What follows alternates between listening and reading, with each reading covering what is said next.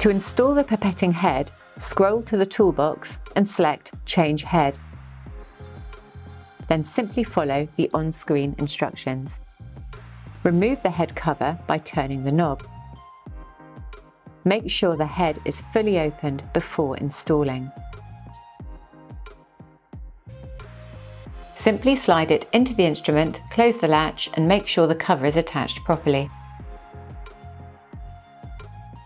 The pipetting head, when not in use, should be stored in its special case.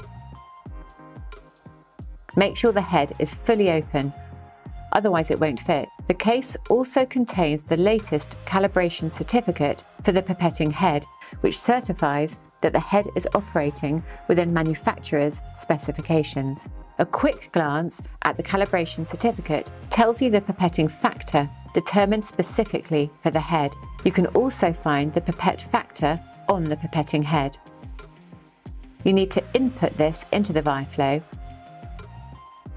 after which you're ready to start pipetting. If a head is already installed in the VIAFLO and needs to be removed, simply use the handy latch to slide the head out. Be careful not to touch the pistons.